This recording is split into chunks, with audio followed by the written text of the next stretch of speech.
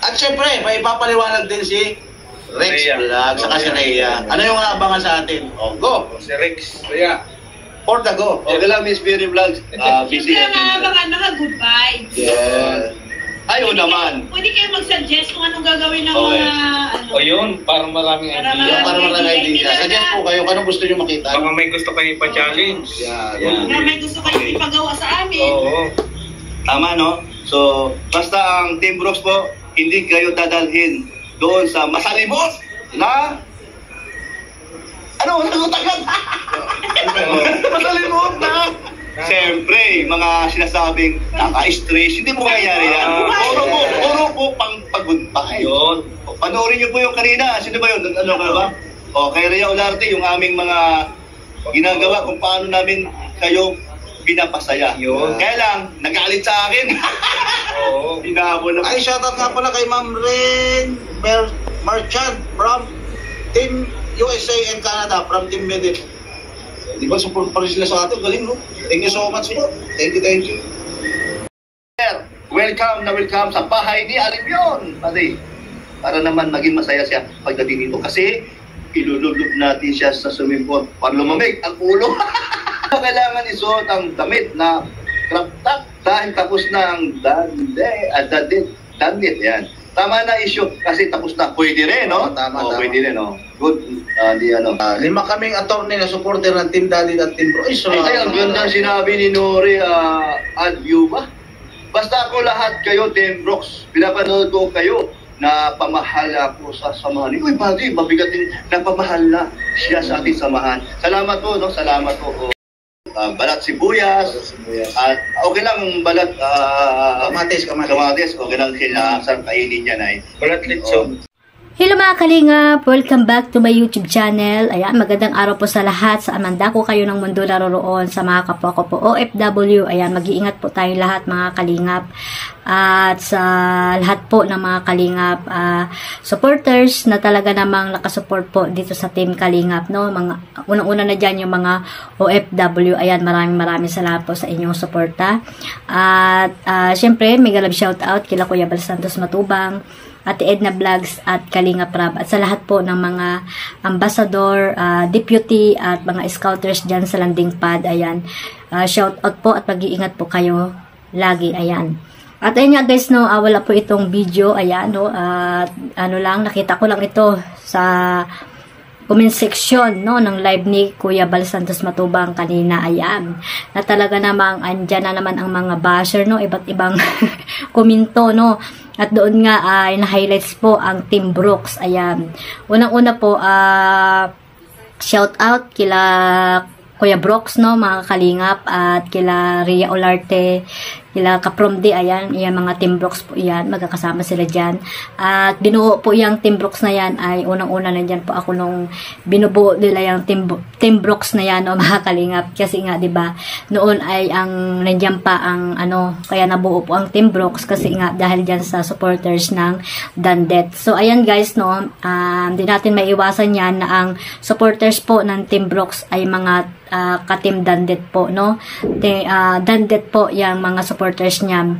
So, nandiyan po ako dati, no, kasi nagla-live sila, na yun nga, magbubuo daw sila ng Team Brooks. Sabi ko pa nga dyan, alam na ba yan ni Kuya Bal, no, bago kayo magbuo ng team nyo, kailangan ay alam ni Kuya Bal Santos Matubang. So, ayun, di ba, nung mga ilang nakaraang buwan, di ba, nagsabi din naman si Kuya Bal na kailangan si Kuya Brooks ay meron na ring team, no. Kaya ayan, nagkaroon siya ng Team Brooks. Ayan. At kasamahan dyan nila sila Rhea Olarte, si Kapromde, ayan, si Red Noveno, kasama din po dyan mga kalingap. At dyan nga nabuo yan. At ayan, mga supporters dyan ay Dandet po ang karamihan dyan ng mga nakasupport po dyan sa kila Kuya Brooks, no.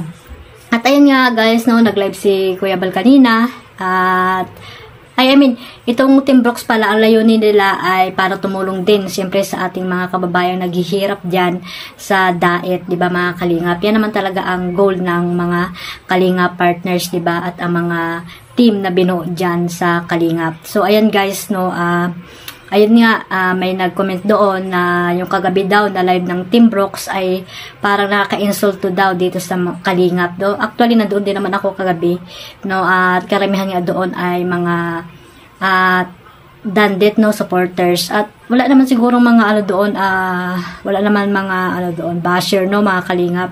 At ayun nga, about dito kay Medet na in-invite ni Kuya Brooks. Actually, matagal na yan nung may ano pa, may tawag dito, may Dandit pa, invited na po yan si Medet, no. Ayun nga lang, hindi natin inaasahang pangyayari ay umalis si Medet dito sa Kalingap. Kaya, ayun nga, di ba may rules po tayo na bawal makikulab sa hindi na po Kalingap.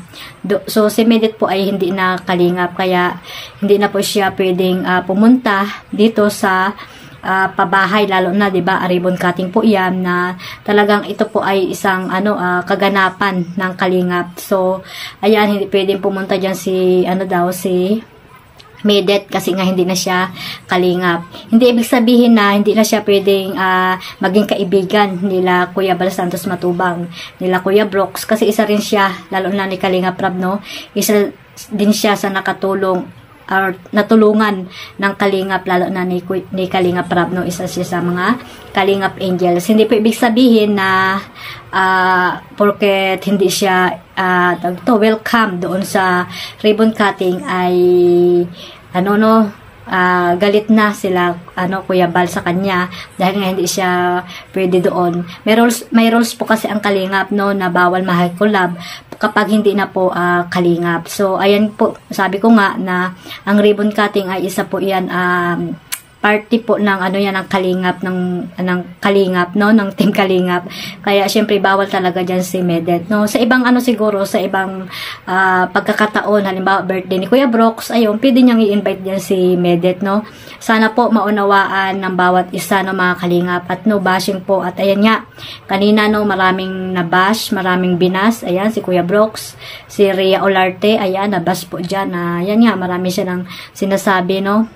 Hindi naman niya kasalanan ni Rhea Olarte o ni Kuya Brooks, 'di ba? Kasi noon pa man invited na po iyan ni Kuya Brooks. Siguro hindi lang nila naalala na may rules nga pala na bawal makikulab, or talagang nakalimutan nila, or talagang sinasadya nila, or what, hindi natin alam, 'di ba, mga Kalingap. At ayun, noon pa man invited na po talaga diyan si Medet, no, sa ribbon cutting ng bahay ni Kuya Brooks. Kaya sana para maiwasan po yung hindi pagkakaunawaan ng bawat isa ay iwasan po natin yung ang pangbabas, no.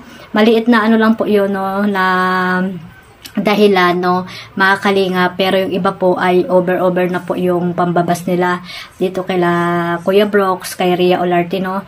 Dapat hindi po kayo ganun pag-comment, no.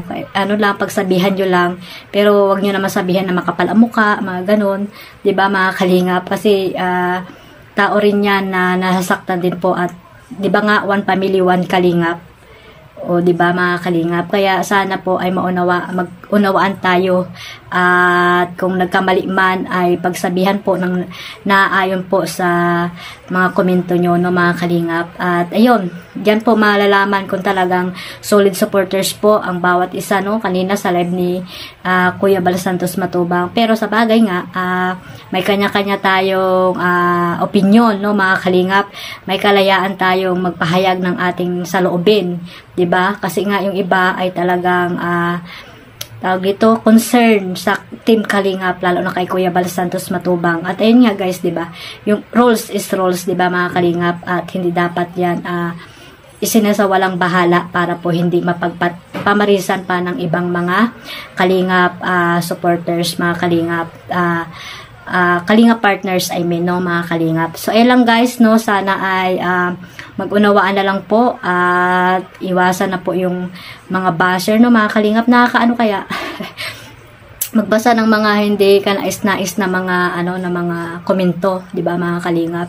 At ayun nga, sabi ko nga, hindi natin mapiplease ang mga supporters ng Kalingap, no, na magkakagusto sa iyo. Talagang pag may nagawa kang kasalanan or pagkakamali ay talagang mababas ka talaga, at kaya i-accept na lang mga Kalingap, no. At wag tayo, sabi ni Kuya Bal, wag balat sibuyas, di ba? Ayan, suportahan din natin syempre ang ating founder, no, si Kuya Bal Santos Matubang. Ayan, suportahan natin mga Kalingap. Yung mga love team na sumusuporta kay Kalingap Rab, sana si Kuya Bal, ganun din po yung pagsuporta nyo. Dahil wala po kayong nakapanood na mga love team kung wala po si Kuya Bal Santos Matubang. So, ayan guys, sana sa live niya, sa premiere niya ay nandyan po kayo mga Kalingap, no. Suportahan lang po tayo mga Kalingap, at sabi nga nila Kalingap Rab, one family, one Kalingap. Ayan mga Kalingap. At love lang po. At malapit na ang Pasko.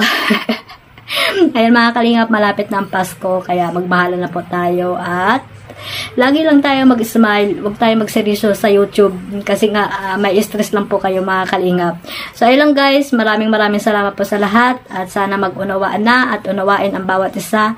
At ayun lang. At syempre huwag natin kalimutang suportahan talaga si Kuya Bal, Ate Edna, Kalingap Rab, at sa lahat po ng mga charity vlogger po dyan sa Pilipinas, mga ambasador, deputy, at mga Kalingap Scouters. Ayun lang guys, maraming salamat po ulit, at God bless us all. Mabuhay po ang Team Kalingap. Bye-bye!